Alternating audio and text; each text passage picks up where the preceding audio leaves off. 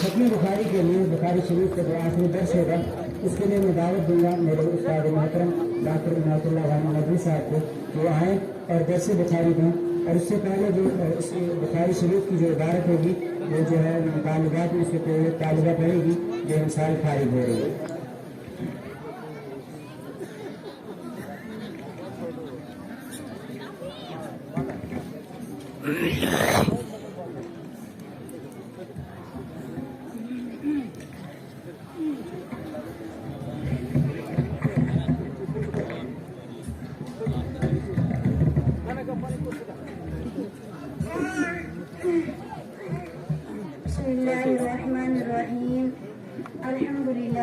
الحمد لله نحمده ونستعينه ونستغفره ونؤمن به ونتوكل عليه ونعوذ بالله من شرور أنفسنا ومن سيئات أعمالنا من يهده الله فلا مضل له ومن يضلل فلا هادي له ونشهد أن لا إله إلا الله ونشهد أن سيدنا وسندنا ومولانا محمدا عبده ورسوله.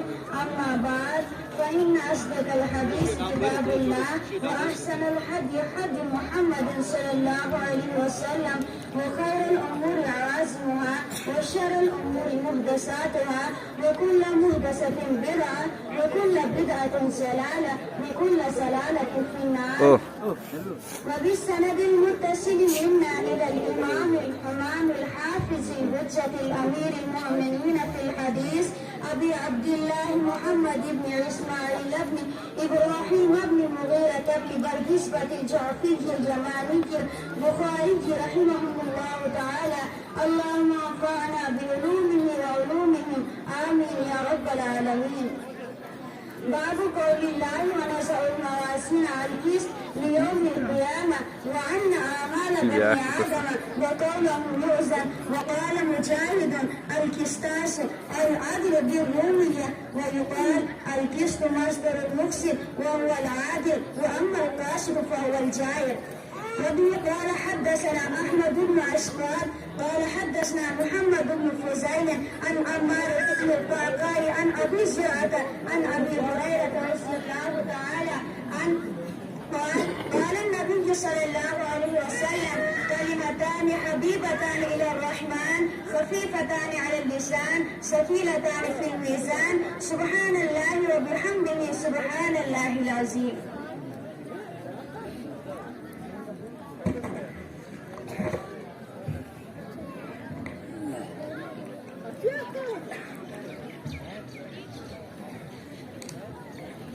السلام علیکم ورحمۃ اللہ. چونکہ حدیث کا درس ہے اس لیے تمام حضرات سے درخواست ہے کہ ادب کے ساتھ بیٹھیں اور جن لوگوں کو جانا ہے ابھی تشریف لے جائیں. حدیث کے دوران اٹھ کر چلے جانا یہ حدیث کے ساتھ بے ادبی بھی ہے. اور ہم سب یہاں اللہ کی رضا کے لیے بیٹھے ہیں اور بہت سے کام ایسے ہوتے ہیں جن کے کرنے کی وجہ سے غیر شعوری طور پر انسان اللہ کے دربار میں غیر مقبول بن جاتا ہے. بلکہ قرآن تو یہاں تک کہتا ہے کہ لا ترفعوا اصواتکم فوق صوت النبی، نبی کی آواز سے اپنی آواز کو بلند نہ کرو. نبی کی آواز ہمارے سامنے ابھی موجود ہے حدیث کی شکل میں. تو نبی کی آواز کے مقابلے میں اپنی آواز کو بلند کرنا اس کا خطرناک ترین انجام بتایا گیا ہے کہ ان تحبط اعمالکم وانتم لا تشعرون. آپ کو شعور بھی نہیں ہوگا، پتہ بھی نہیں ہوگا اور آپ کے اعمال اکارت ہو جائیں گے، ضائع ہو جائیں گے. بسم اللہ الرحمن الرحیم.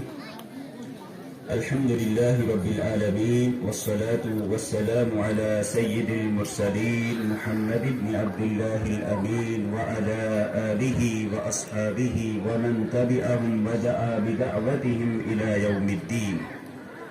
أما بعد قال الله تبارك وتعالى في كلامه المجيد أعوذ بالله من الشيطان الرجيم ونضع الموازين القسط ليوم القيامة صدق اللہ العظیم. قابل احترام عزیز طالبات، सामीन किराम, इस वक्त जिस मुनासबत से आप तमाम हजरात से गुफ्तगू हो रही है, अल्लाह की किताब के बाद जो सही तरीन किताब असहुल कुतुब बाद किताबिल्लाह सहीहुल बुखारी, वो सही बुखारी है। बुनियादी तौर पर हमें चंद चीज़ें जहन में रखनी चाहिए, उसके बाद हम जो भी करें शऊरी तौर पर करें। पहली बुनियाद जो हमें सबको हर वक्त जहन में रखनी है, हमारा दीन सबसे ज़्यादा मुस्तनद है और मुस्तनद तरीक़ों से हम तक पहुँचा है। ये दीन ऐसा नहीं कि बस सुनी सुनाई पर हमने यकीन कर लिया हो। दुनिया का वाहिद दीन दीन इस्लाम जो हुज़ूर सल्लल्लाहु अलैहि वसल्लम से लेकर हम तक सही सनदों के साथ, सही चेन्स के साथ, सही रिवायात के साथ हम तक पहुँचा है। तमाम के तमाम आमाल, तमाम के तमाम अहकाम कुरान और हदीस से माखूज़ हैं और कुरान और हदीस ये सब के सब मुस्तनद हैं। लिहाजा इनके बारे में शक करना, शुबह करना, अगर सही तौर पर ये चीज़ें साबित हैं, क्योंकि हमारे दीन की बुनियाद वो कुरान और हदीस हैं, जब तक ये दो बुनियादें हमारे दरमियान मौजूद हैं, आप सल्लल्लाहु अलैहि वसल्लम की तरफ से गारंटी है कि कभी आप गुमराह नहीं हो सकते हो। अगर कुरान और हदीस हमारे पास मौजूद हैं, इनकी रस्सी को मजबूती से थामे रखा, मजबूती से पकड़े रखा, दुनिया की कोई ताकत हमें रास्ते से हटा नहीं सकती। लेकिन अगर हम कुरान और हदीस के बारे में ही मशकूक हो जाएं, मुतरद्दिद हो जाएं, शुकूक व शुबहात का शिकार हो जाएं, तो फिर हमें गुमराही से कोई बचा नहीं सकता है। फिर इस वक्त जो हमारा मौजू है वो सही बुखारी की आखिरी हदीस है और इमाम बुखारी रहमतुल्लाह अलैहि ने अपनी किताब जो तरतीब दी है उसमें अहम तरीन शराइत का जो क्राइटेरिया मुतय्यन किया था, इंतहाई ख्याल रखा है। अगर हम उन शराइत को मलहूज़े खातिर रखें, अगर हम उनको सामने रखें, तो हम ये कहने पर मजबूर हो जाएंगे कि वाक़अतन हमारा दीन बहुत ज़्यादा मुस्तनद और महफूज है, इसको कोई बिगाड़ नहीं सकता है। हदीस का जहाँ तक ताल्लुक है, अल्लाह के रसूल सल्लल्लाहु अलैहि वसल्लम का एक बुनियादी फरीज़ा ये था कि कुरान की वजाहत करें।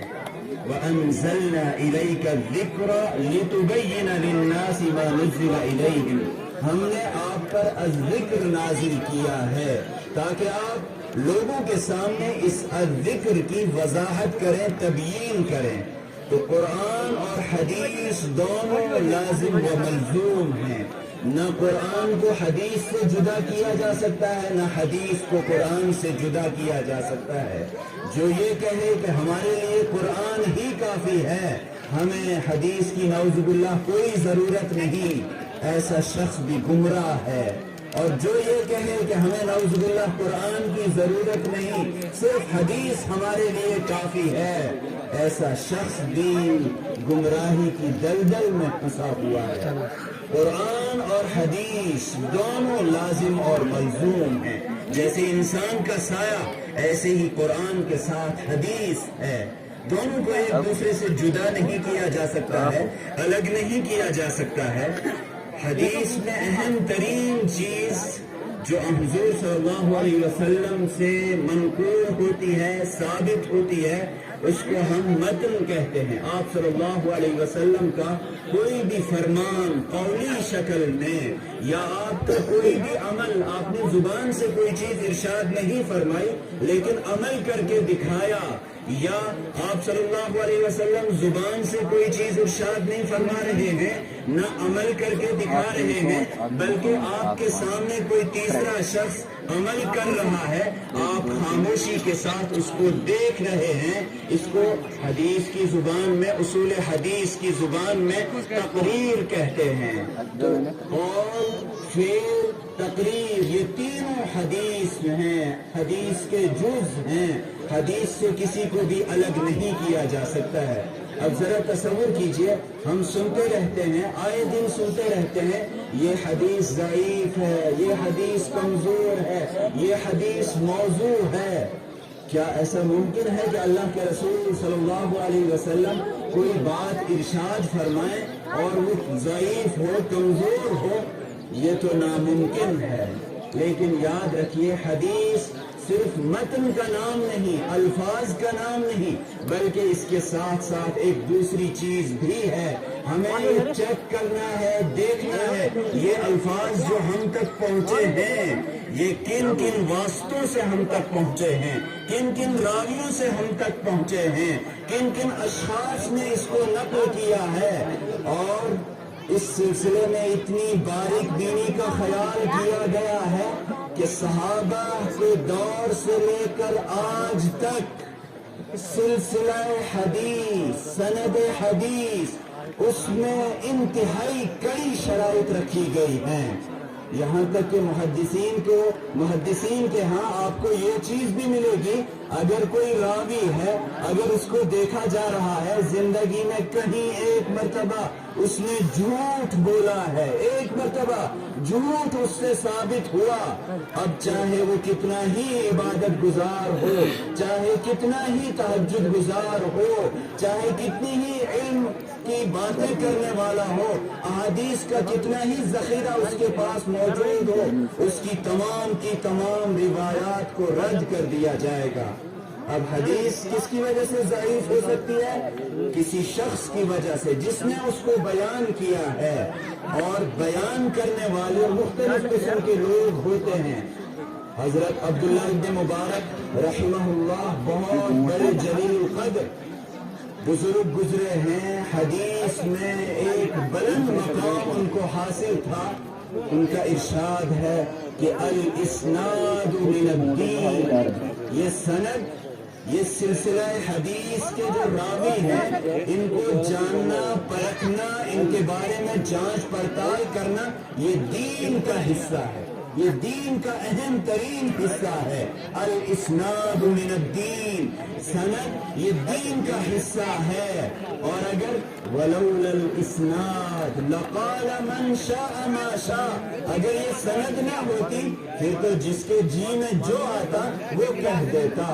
اس لیے سند وہ بنیاد ہے ہمارے دین کی، احادیث رسول کی۔ اور سند کے بارے میں امام شافعی رحمۃ اللہ علیہ نے یہاں تک ارشاد فرمایا ہے کہ جو شخص صرف حدیث کو سنتا ہے اور سند کے بارے میں تحقیق نہیں کرتا ہے، اس کو پرکھتا نہیں ہے، پوچھتا نہیں ہے، اس کی مثال کا حاطب اللیل، رات میں لکڑیاں چننے والے کسی ہے جو ہو سکتا ہے رات کے اندھیرے میں اپنے ہاتھ میں سانپ اور اسدا اٹھا لے اور وہی اس کو ڈنس لے۔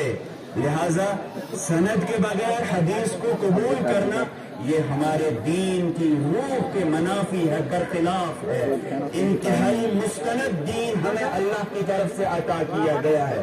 اس سلسلے میں چونکہ وقت بہت کم ہے، اگر آپ اسناد پر تھوڑا سا غور کریں، جتنی بھی ہمارے پاس کتب ہیں، صحیح ستہ ہوں، اس کے علاوہ دیگر احادیث کی کتاب ہوں، مثلا ابھی ہماری بچی نے ایک سند کی بات کی اور امام بخاری تک جو سند کا ذکر کیا کہ وَبِالسَّنَدِ الْمُتَّصِلِ مِنْهُ إِلَى الْإِمَامِ الْبُخَارِي، امام بخاری رحمۃ اللہ علیہ جن استاد سے اپنی روایت نقل کرتے تھے، وہ اپنے استاد سے، وہ اپنے استاد سے، اس کے بعد ان کے استاد، یہاں تک کہ سلسلہ اللہ کے رسول صلی اللہ علیہ وسلم تک جا پہنچتا ہے۔ اور امام بخاری رحمت اللہ علیہ سے جن شاگردوں نے حدیثیں پڑھی انہوں نے اس کو نقل کیا، اس کے بعد ان کے شاگردوں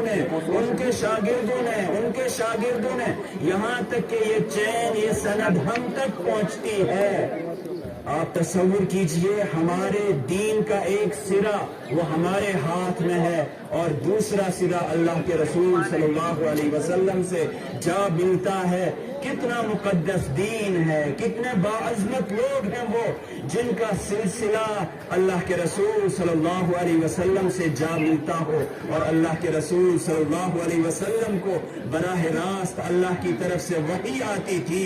اسی کو قرآن یوں بھی کہتا ہے وَاعْتَصِمُوا بِحَبْلِ اللَّهِ جَمِيعًا، اللہ کی اس رسی کو مضبوطی سے ایک ساتھ تھامے رہو، پکڑے رہو۔ حبل اللہ یہ قرآن بھی ہے، حبل اللہ یہ سند رسول بھی ہے جو ہم تک مختلف سلسلوں سے پہنچتی ہے۔ تو سند، اسناد یہ دین کا اہم ترین حصہ ہے، اور خاص طور پر موجودہ دور میں جب ایک طرف منکرین حدیث کا انکار کرنے والے، مشککین، مستشرکین، مترددین اور ایسے طبقات جو لوگوں کے اندر شکوک و شبہات پیدا کرتے ہیں، جو لوگوں کے اندر مختلف طریقے سے زہر پیدا کرتے ہیں کہ اس دین کی کیا حیثیت ہے۔ حقیقت یہ ہے کہ ہمیں اس دین کا حقیقی علم نہیں ہے، اسی لیے ہم شکوک و شبہات کا شکار ہو جاتے ہیں۔ آج کل پوری دنیا کے اندر منصوبہ بند طریقے سے لوگ لگے ہوئے ہیں کہ قرآن اور حدیث کے بارے میں شکوک و شبہات کیسے پیدا کیے جائیں، اور یہ آج کی بات نہیں، دور نبوی سے یہ سلسلہ جاری و ساری ہے۔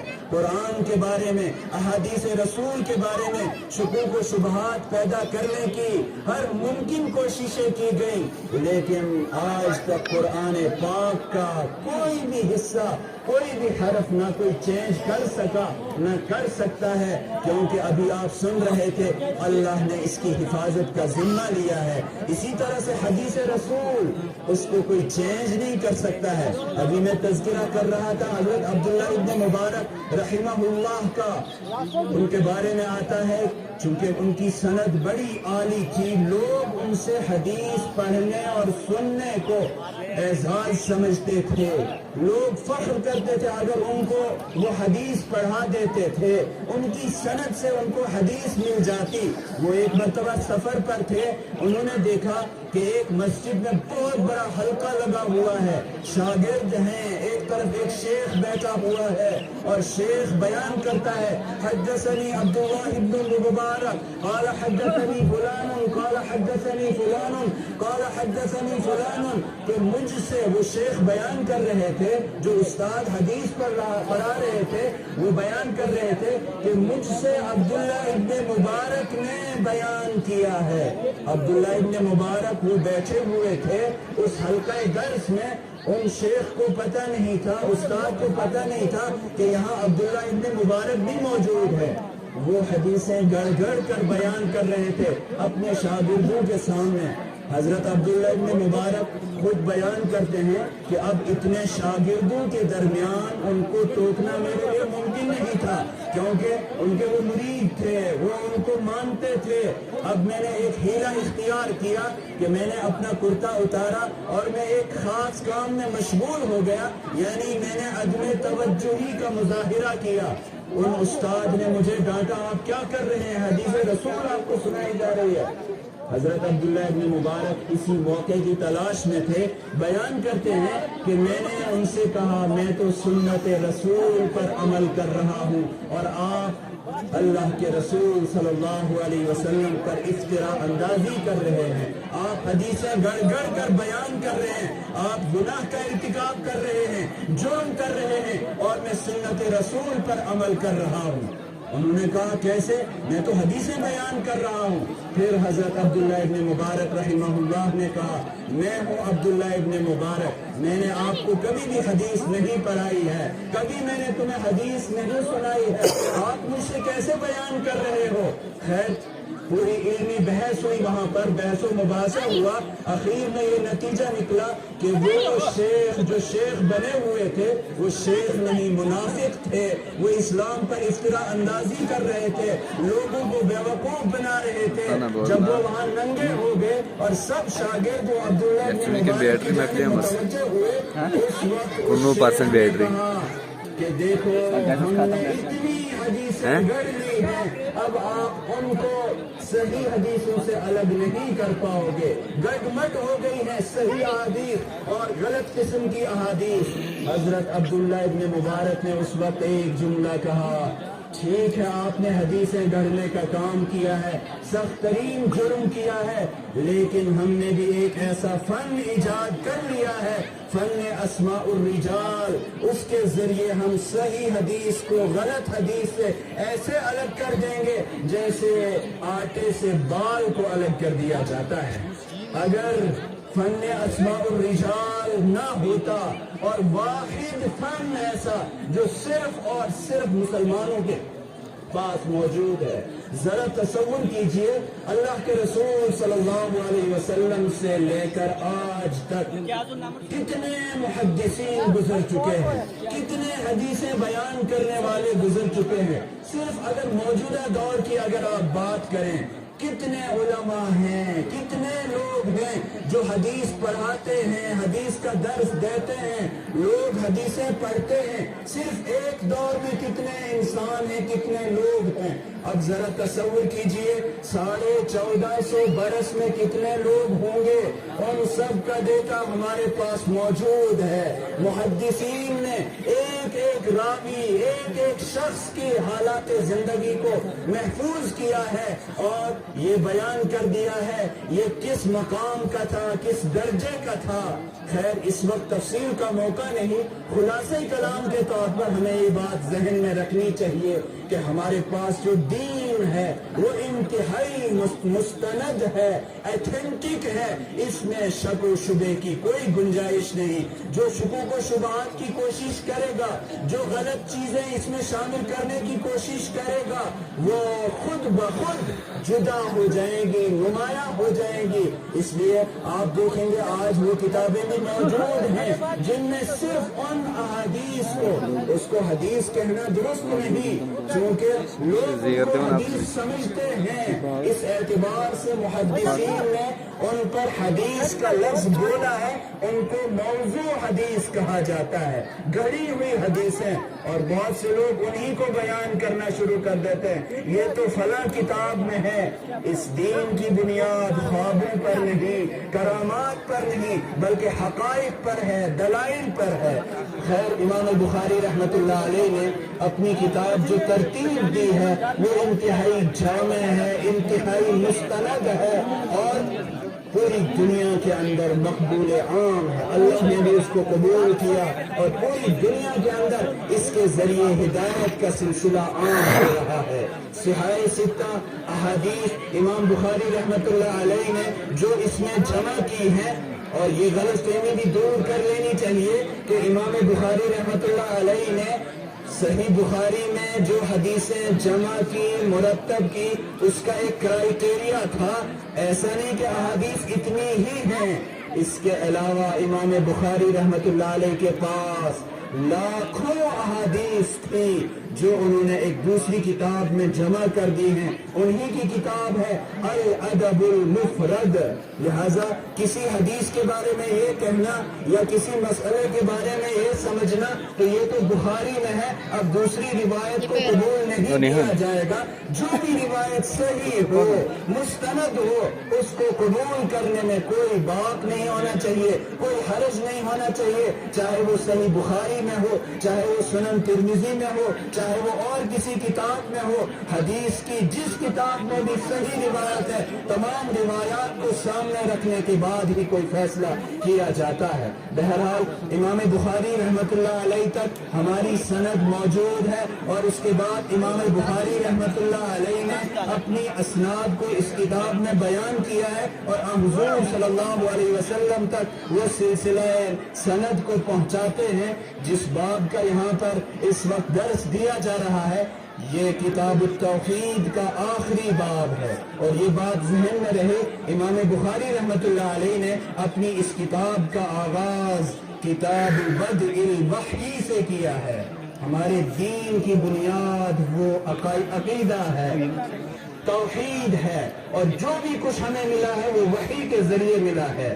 جب تک ہم وحی کو نہیں مانیں گے اس وقت تک ہمارے دین کی کوئی حیثیت نہیں۔ قرآن ہم تک پہنچا ہے بذریعہ وحی پہنچا ہے، اور اس سلسلے میں کیا کیا حفاظتی انتظامات کیے گئے ہم ان کا تصور بھی نہیں کر سکتے ہیں، لیکن ضرور ان چیزوں کو پڑھنا چاہیے کہ قرآن پاک کو ہم تک پہنچانے کے لیے اللہ کی طرف سے کیا زبردست حفاظتی انتظامات کیے گئے۔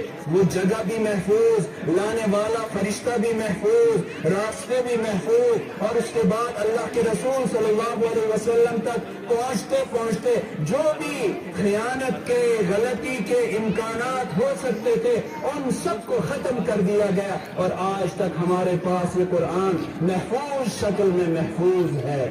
اس کے بعد امام بخاری رحمۃ اللہ علیہ اس کتاب کا اختتام کرتے ہیں توحید پر۔ توحید وہ بنیاد ہے ہم سب کی۔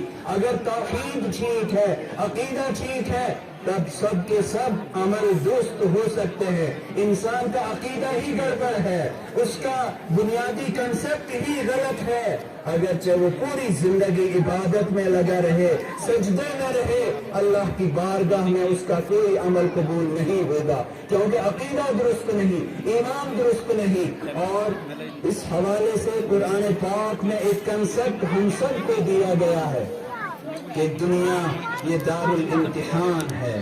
اس کے بعد ایک دوسری دنیا ہوگی جہاں ہر انسان کو اپنے اپنے عمل کا حساب دینا ہوگا۔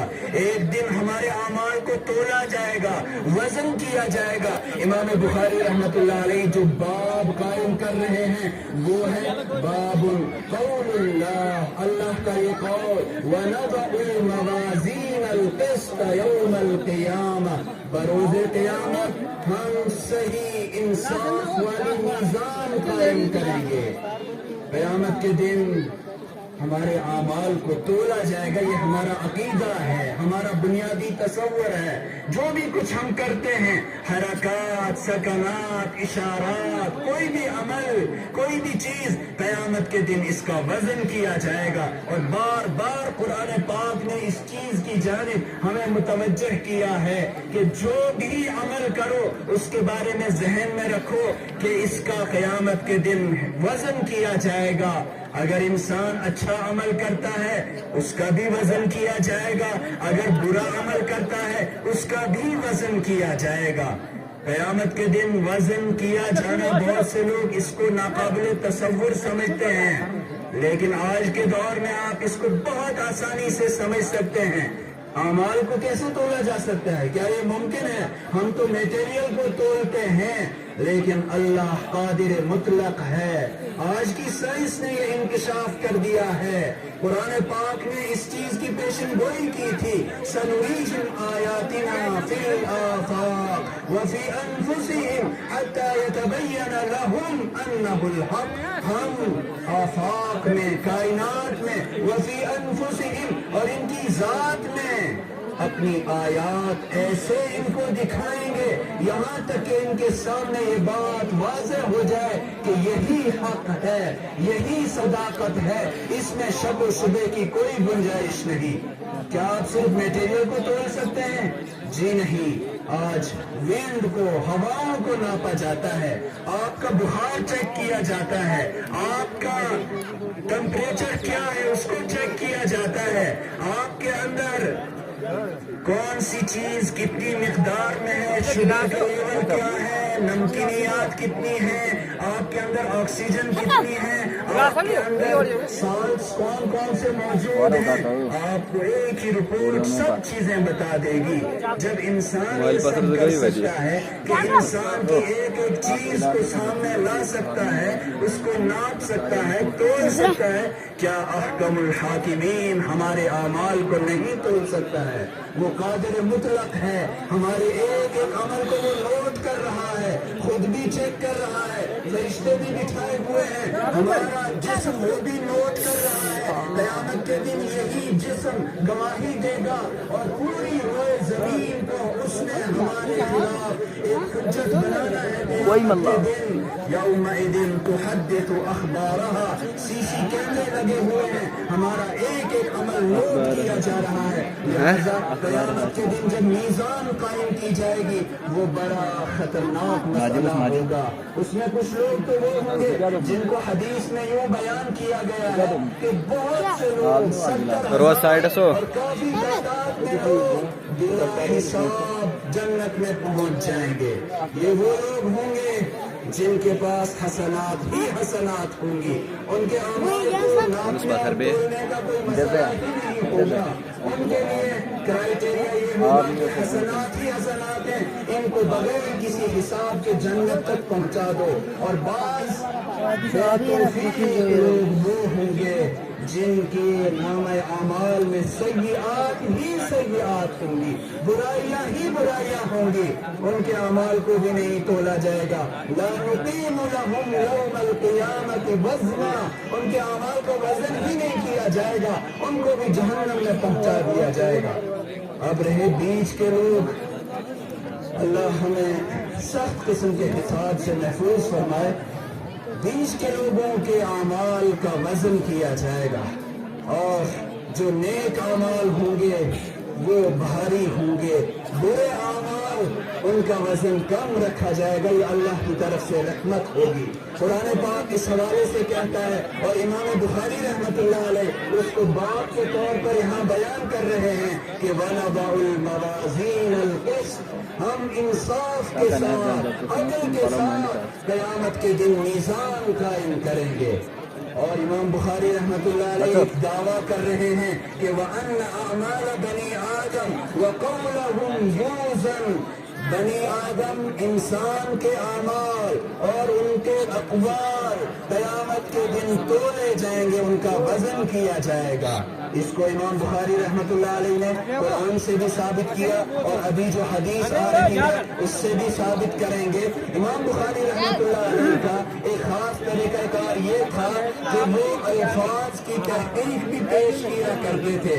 قرآن پاک میں ایک جگہ آیا ہے کہ وزنوا بالقسطاس المستقیم, جب آپ وزن کرو, انسانوں سے کہا جا رہا ہے جب آپ کسی چیز کو ناپو تولو تو صحیح ترازو کے ساتھ, عدل و انصاف والے ترازو کے ساتھ تولو, بالقسطاس المستقیم. امام بخاری رحمت اللہ علیہ نے یہاں پر حضرت مجاہد جو حضرت عبداللہ ابن عباس رضی اللہ تعالیٰ عنہما کے شاگرد ہیں اور تفسیر میں ان کو بلند مقام حاصل تھا, ان کا قول نقل کرتے ہیں کہ القسطاس العدل, قسطاس کا مطلب ہے عدل کرنا, انصاف کرنا.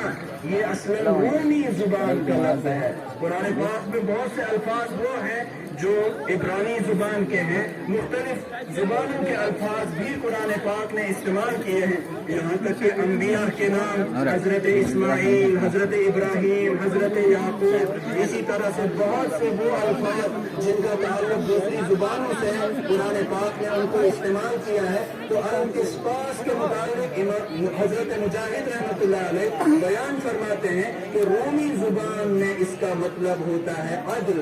تو انسانوں کو حکم دیا جا رہا ہے کہ عدل و انصاف والے ترازو کے ساتھ چیزوں کو ناپا کرو, تولا کرو. وَيُقَالُ الْقِسْطُ مَصْدَرُ الْمُقْسِطِ, کیونکہ عوامی مجلس ہے, یہاں علمی اور فنی مباحث کو پیش کرنا یہ خلاف عقل بھی ہے اور آپ لوگ بور بھی ہوں گے اس سے. یہاں علمی اور فنی مباحث کو ذکر نہیں کیا جائے گا. البتہ ایک چیز کی وضاحت ضروری ہے, قرآن پاک نے جو الفاظ استعمال کیے ہیں وہ بہت ہی گہرے مفاہیم رکھتے ہیں. ہم لوگ قرآن غلط پڑھتے ہیں, زبر کو زیر, زیر کو زبر کر دیتے ہیں. اس کے ذریعے آپ نے سنا ہوگا کہ کبھی تو نماز ہی فاسد ہو جاتی ہے.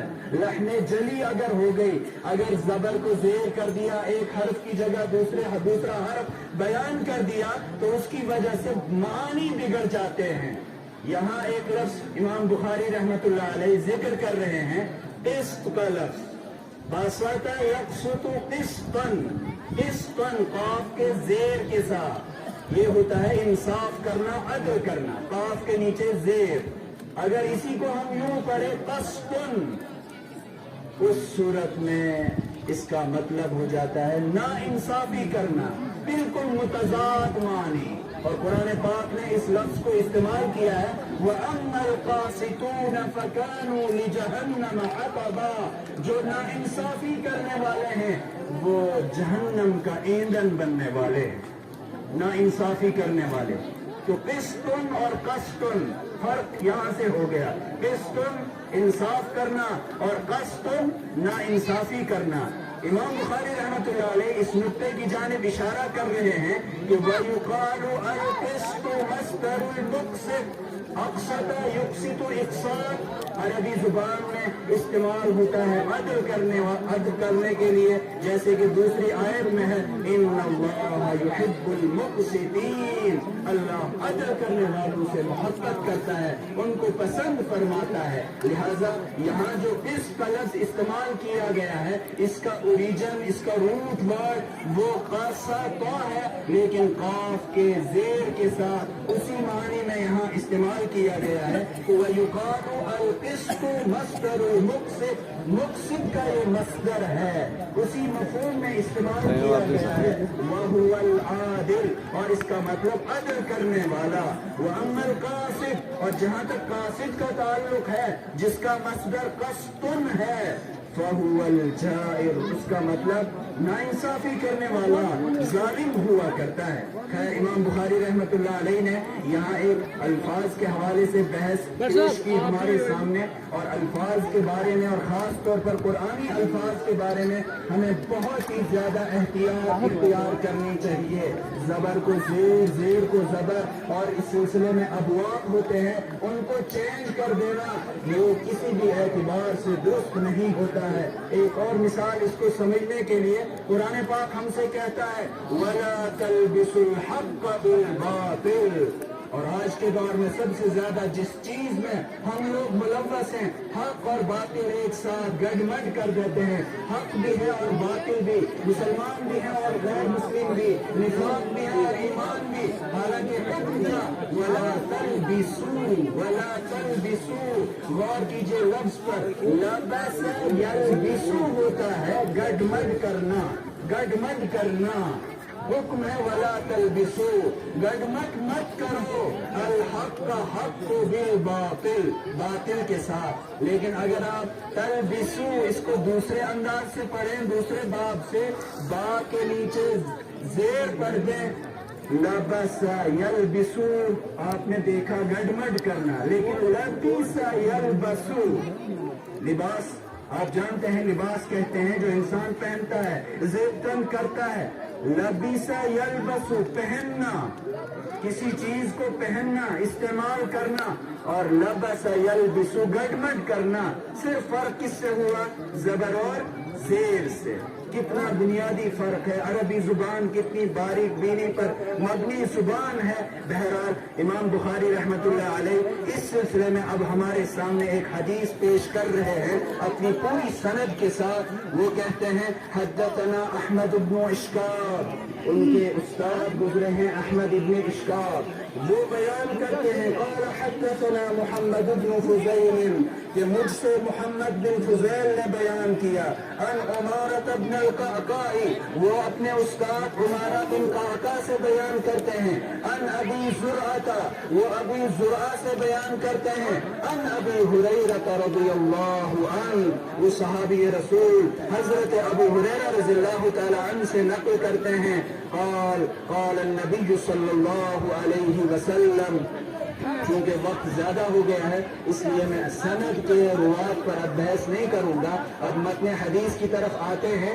वो फरमाते हैं कि अल्लाह के रसूल सल्लल्लाहु अलैहि वसल्लम ने इरशाद फरमाया, सहाबा बयान करते हैं कि जब हमसे ये कहा जाता था कोई भी क़ाल रसूलुल्लाह सल्लल्लाहु अलैहि वसल्लम, हमारी निगाहें अजमत की वजह से झुक जाती थी, हमारे कान मुतवज्जे हो जाते थे कि कौल रसूल हमारे सामने अब पेश किया जा रहा है।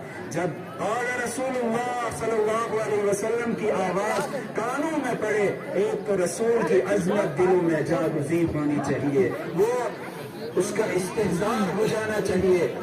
میرا اور آپ کا نام نہیں لیا جا رہا ہے، بلکہ دنیا کے سب سے مقدس شخص کا نام لیا جا رہا ہے، جن پر اللہ کی طرف سے براہ راست وحی نازل ہوتی تھی.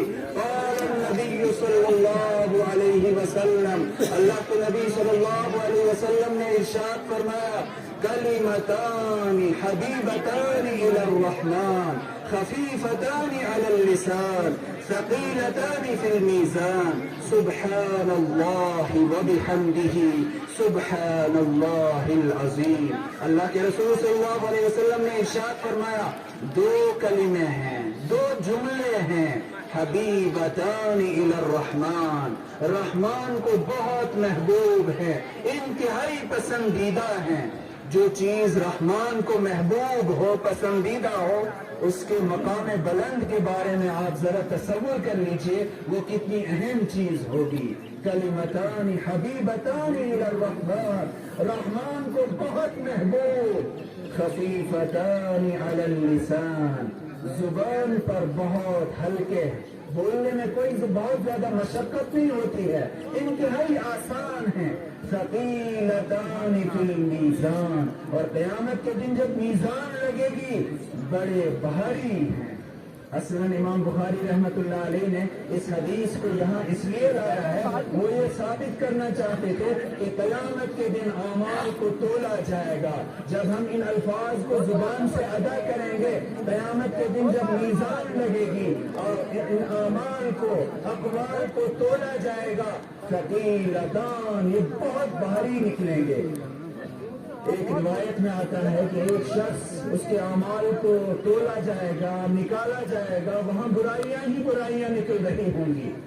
اخیر میں ایک بطاقہ، ایک کارڈ کی شکل میں ایک پرزہ نکلے گا، اس میں لکھا ہوگا لا الہ الا اللہ، کلمہ توحید لکھا ہوگا. جب اس کو ترازو میں ڈالا جائے گا، حدیث میں آتا ہے کہ ترازو کا وہ پلڑا بھاری ہو جائے گا.